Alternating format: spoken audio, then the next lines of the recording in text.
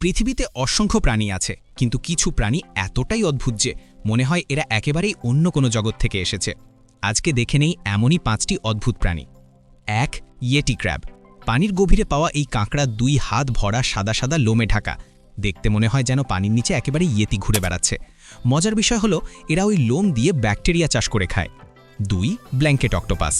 সমুদ্রের সবচেয়ে রঙিন আর রহস্যময় প্রাণীগুলোর একটি।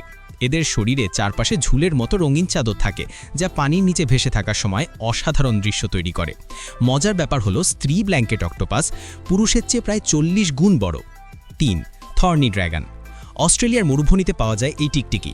পুরো শরীর কাঁটার মতো আঁশে ঢাকা, দেখতে মনে হয় ছোট্ট কোনো ডাইনোসর।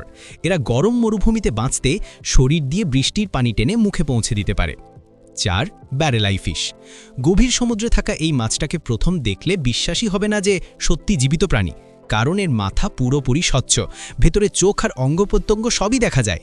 সবচেয়ে অদ্ভুত বিষয় হলো এর চোখ মাথার ভেতরে ঘুরে 360 ডিগ্রি চারপাশ দেখতে পারে। 5. Glass wing butterfly. দেখতে একেবারেই সাধারণ প্রজাপতির মতো, কিন্তু এর পাখা কাঁচের মতো স্বচ্ছ।